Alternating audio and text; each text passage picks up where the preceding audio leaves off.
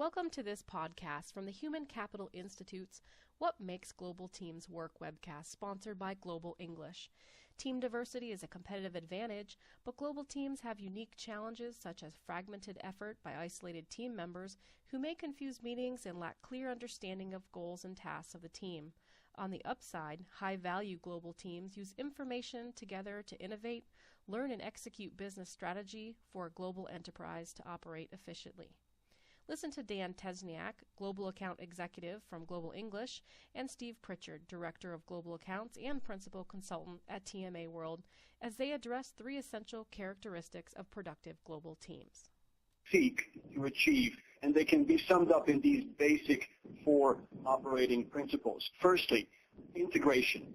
Companies today want their enterprises in general to act as one coordinated global network. Secondly, flow. They want internal borders within the enterprise to be open so that resources can flow to the place of most impact and need. Thirdly, leverage. They want activities to be efficiently run by looking for synergies across functions, business units, businesses, and geographies. And finally, optimization. Companies seek to create a culture that optimizes the results for the greater good of the whole organization, rather than to focus on one or two regions or activity. What we're going to do now is focus on three zones in particular. We're going to spend some time looking at cooperation, and we're also going to spend some time looking at communication and cultural intelligence. Why have we selected these three zones? We've selected them primarily because they are significantly more reliant on softer skill sets for success than some of the others. So if we start to look at cooperation, what we're talking about here is recognizing the importance of supporting virtual team members and creating trust between virtual team members. And it's interesting that this is one of the most frequently recorded challenges for virtual team underperformance. Now, why is that the case? When it comes to virtual team performance, it relies very heavily on trust, because you obviously cannot see easily or engage with what your colleagues are doing. And of course, trust comes from the confidence that colleagues can be relied on to do the work they need to do towards shared goals. So, for example, there's what we might call contractual trust, which encourages people to honor their words, honor their agreements and commitments, and keep their word. There's another type of trust that we also talk about, which is the trust of competence. And that's the trust of placing trust in someone that they are actually able to do the job that you want them to do as a leader, to the required level and quality that it needs to be done. And this is not always as straightforward as it seems.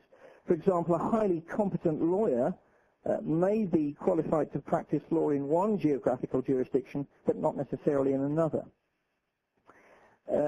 Again, what we find is that if we start looking at trust in this rational way, we start to reduce the emotionally sensitive component of not trusting someone for the wrong reasons. Another type of trust is the trust of self-disclosure.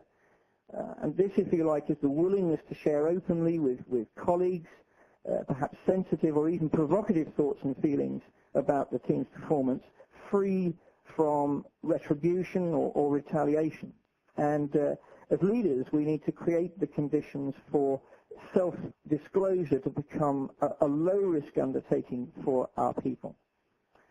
And finally, there's what we call the trust of intention. This arises perhaps when I take some form of action which could be easily misinterpreted or misunderstood, and that requires members to give each other the benefit of the doubt during times of tension. And I think the key thing here is that none of these types of trust are created automatically. However, there are certain practical actions that we as team members and team leaders can take to create the conditions for the trust that we need to be sustained and to exist in the first place. So the World Trade Organization states that by next year, at least 70% of your organization's current workforce will be non-native English speakers. For some of you, this may already be true, and for others, it's a very, very important point to consider as you're heading there. Now, while non-native speaking employees are on the rise,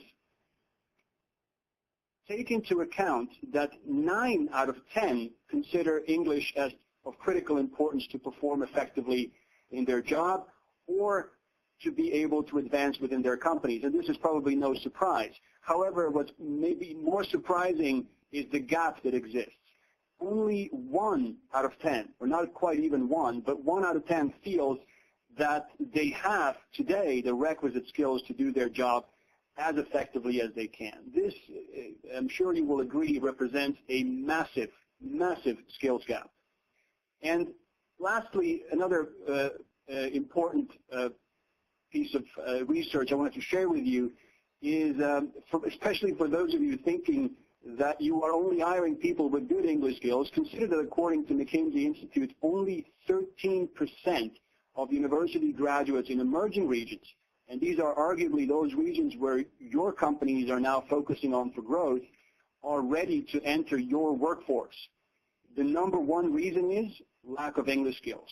So despite functional and technical competence, these employees will not qualify to work for you.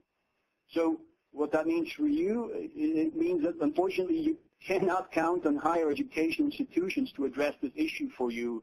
It is much more likely that you will have to.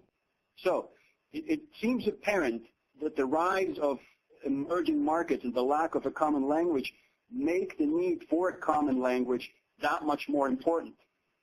And as global teams come together with members from all over the globe, and mostly in virtual settings, what would you say is the more inclusive strategy for all of us to learn each other's languages, or for all to rely on English as a common base or as a common tool, as a common platform on which to transact business and to explore the cultural differences between us or the team members between them? So the point here is that the more diverse and global our teams operate and the more diverse and global our business becomes, in order to have true inclusion and true effective collaboration, the more important it becomes to have a common language.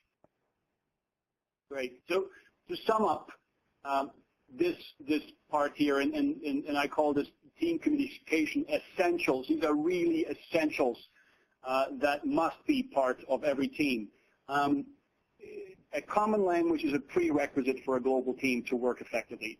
There is no doubt about that.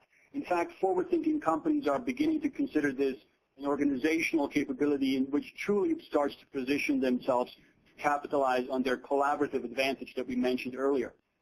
Also, the ability to contextualize communication enables team leaders and team members to understand and assess the impact of diversity on any given task and therefore consequently choose the appropriate intervention. And then it is also important that teams cultivate a certain curiosity to look for diverse contributions. This ultimately will heighten the team's innovative and creative capabilities.